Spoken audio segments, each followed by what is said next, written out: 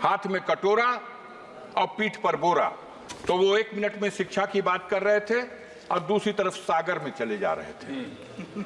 गम में वो रवानी है, खुद राह बना लेगा बहता हुआ पानी। आपने हमको वर्ष 2024-25 के लिए शिक्षा मंत्रालय के बजट में अनुदानों की मांगों पर चर्चा में भाग लेने का अवसर प्रदान किया। मैं इसके लिए आपका आभारी हूं। माननीय लोहिया जी ने कहा था कि निर्धन हो या धनवान, सबको शिक्षा मिले समान। आज ये दुख का विषय है कि शिक्षा विभाग ने अनुदानों के लिए जो अपने बजट में प्राविधान किया है, उसमें यह अफसोसनाक स्थिति है कि SC, ST और OBC के लिए जहां बजट में वृद्धि करने की आवश्यकता थी, वहां उनके लिए निर्धारित बजट में भारी कटौती की गई है। और इसी क्रम में डॉक्टर भीमराव अंबेडकर साहब एक सेकेंड फाउंडेशन अभय कुमार जी, इसका बजट जो पहले से ही बहुत कम था, इससे पहले मात्र 40 करोड़ रुपया। इससे पहले भी माननीय स्पीकर जी साहब ने बताया कि जब सदस्य बात करते हैं एक हाथ जेब में ना रखें। इस बहरहाल इस बार ये 40 करोड़ का भी जो बजट था, इसे घटा करके अब 30 करोड़ कर दिया गया। एक मानसिकता का पता चलता है। ये भी देखने की बात है कि इस बजट में अल्पसंख्यकों की शिक्षा के लिए उसमें भी पहले की तुलना में भारी कटौती की गई, जबकि उसमें व्यापक वृद्धि की आवश्यकता थी। बजट में SC, ST, OBC को जो मुफ्त कोचिंग के माध्यम से उनको शिक्षा के लिए सहूलियत प्रदान करने का जो बजट था, वो भी पहले से बहुत कम था। लेकिन अफसोस की बात है कि जो था 47 करोड़ रुपया, उसे भी घटा करके अब मात्र 35 करोड़ रुपया कर दिया गया। इस प्रकार अगर देखा जाए तो टॉप क्लास की एजुकेशन के क्षेत्र में भी SC, ST के लिए जो पहले 111 करोड़ रुपए का बजट में प्राविधान था, अब उसमें भी बड़ी कटौती कर दी गई है।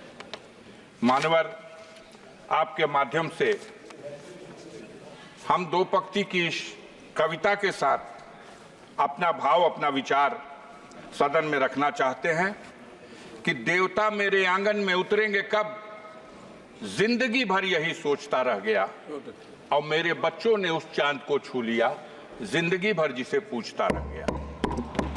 आज जब दुनिया शिक्षा के माध्यम से, टेक्नोलॉजी के माध्यम से, साइंस के माध्यम से अपनी उन्नति के शिखर पर पहुंच रही है, तब हमारे देश में शिक्षा में खास तौर से जो कमजोर वर्ग है, SC, ST है, OBC है, माइनॉरिटी के लोग हैं, इनके शिक्षा के प्रति जागरूक करने और बढ़ावा देने के उद्देश्य से बजट में बढ़ाकर प्राविधान किया जाना था, जिसमें बड़े पैमाने पर कटौती की गई। ये इस सरकार की दूषित मानसिकता का एक प्रमाण है। वैसे भी हमारे देश में विडंबना का विषय यह है कि दोहरी शिक्षा नीति लागू है। एक तरफ वो शिक्षा जो सरकारी स्कूलों के माध्यम से गांव में रहने वाले गरीबों के लिए उपलब्ध है, जहां आज भी हाथ में कटोरा और पीठ पर बोरा गरीब किसान का बच्चा स्कूलों में जाता है तो क से कबूतर, ख से खरहा और ग से गधा पढ़ाया जाता है। अब दूसरी तरफ modern school, private school, Montessori school, इन स्कूलों में जो अंग्रेजी माध्यम से और आधुनिक ढंग से जो शिक्षा दी जाती है, दोनों रास्तों से जो शिक्षा प्राप्त करके बच्चे हमारे ऊपर जाते हैं, तो जब किसी पद के कंपटीशन में दोनों को हिस्सा लेना होता है तो जो क से कबूतर, ख से खरा, ग से गधा पढ़ के गया है और जो क से कंप्यूटर पढ़ के गया है, वहां जब मुकाबला होता है तो जरूर जो आधुनिक शिक्षा से लैस उस विद्यालयों से पढ़ के आने वाले छात्र हैं वो कामयाब होते हैं। और सरकार की तरफ से जो अपने देश की जनता के लिए, गरीबों के लिए, मजदूरों के लिए, गांव में रहने वाले लोगों के लिए जो शिक्षा का प्रबंध है, उस शिक्षा को ग्रहण करके जो लोग ऊपर पहुंचते हैं तो उनकी बुनियाद कमजोर हो जाती है। देखने की बात है कि ऐसी स्थिति में सबसे जरूरी था कि हम दोहरी शिक्षा नीति को कैसे समाप्त करें, कैसे संतुलन बनाएं। जो प्राइवेट स्कूलों की शिक्षा है वो इतनी महंगी है कि एक गरीब आदमी तो अफोर्ड कर ही नहीं सकता, एक मध्यम वर्ग का आदमी भी उनके बच्चों को 2 में, 3 में, 4 में, 5 में पढ़ने के लिए 2,000 रुपया महीना, 5,000 रुपया महीना, 4,000 रुपया महीना, और बड़ी ऊंची शिक्षा ग्रहण करने के लिए तो कोई साधारण किसान, कोई गरीब, कोई गांव का आदमी अगर अपनी हैसियत को भी बेच दे तो वो अपने बच्चों को डॉक्टर नहीं बना सकता, अपने बच्चों को उस तरह की शिक्षा नहीं दे सकता जो उसके लिए एक सपना है। मान्यवर, आपके माध्यम से इस सदन में हम आपसे ये अनुरोध करना चाहते हैं कि हमारी सरकार को दोहरी शिक्षा नीति को समाप्त करने की दिशा में पहल करनी चाहिए।